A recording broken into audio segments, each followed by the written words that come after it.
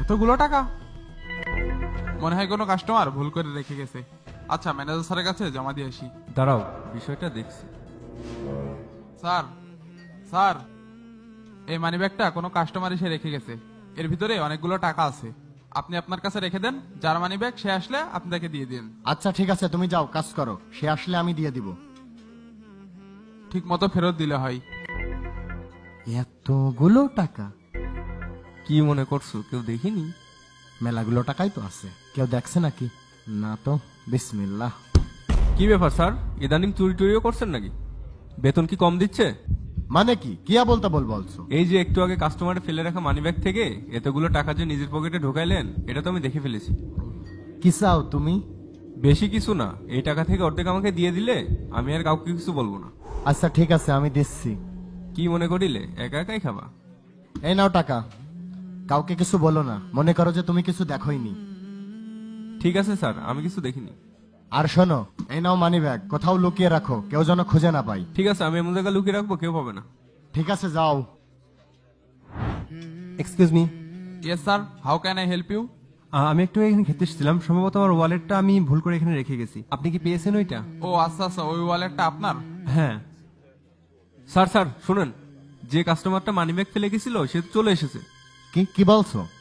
আচ্ছা শোনেন, আপনার কাছে আসলে বলবেন আপনি মানিব্যাগটা পাননি। আচ্ছা ঠিক আছে, যাও, আমি দেখছি। হ্যাঁ, আমি তো মানিব্যাগটা পেয়েছিলাম, তারপর তো ম্যানেজার স্যারের কাছে জমা দিয়ে এসেছি।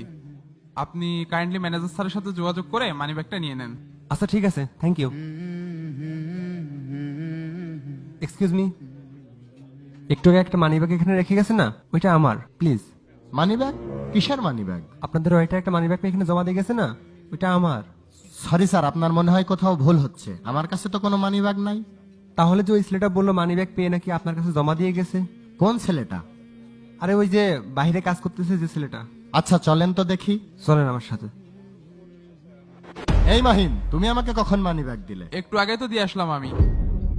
সকাল সকাল নেশা ভান করেছো নাকি? কখন মানি ব্যাগ দিলে? কি বলেন স্যার, মিথ্যা বলেন কেন?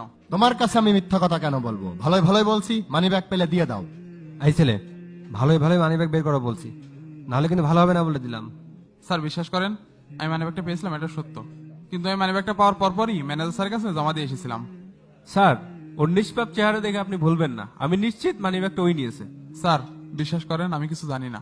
স্যার কি ভাবছেন আপনি? ওকে চেক করেন, আপনার সব কনফিউশন দূর হয়ে যাবে। এই দেখি দেখি পকেটে কি? এ কি মানি ব্যাগ? আরে এটাই তো আমার মানি ব্যাগ। স্যার আমি বলেছিলাম না ওই চুরি করেছে, দেখলেন তো?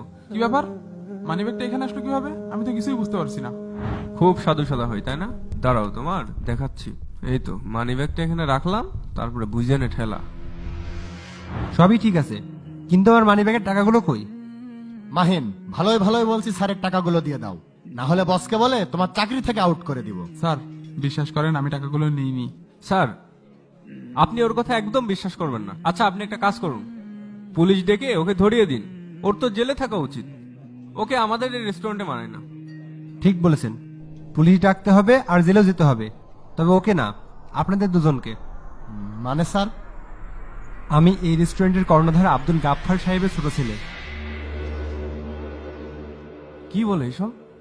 স্যার, স্যার আপনি? হ্যাঁ আমি ইরফান।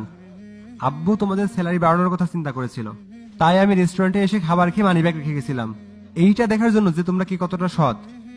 কিন্তু তোমরা দুজন সততার পরীক্ষায় ফেল করেছো, আর আমি জানি টাকা তোমাদের কাছেই আছে, কিন্তু টাকা ফেরত দেওয়া লাগবে না। তোমরা টাকাটা নিয়ে এই মুহূর্তে রেস্টুরেন্ট থেকে বের হয়ে যাও। বলছিলাম স্যার। যাও বলছি। আর মাহিম, তোমার কাজে আমি খুব খুশি হয়েছি, তুমি কাল থেকেই এই রেস্টুরেন্টের ম্যানেজার, ঠিক আছে? এভাবেই সৎ থাকবা ইনশাল্লাহ।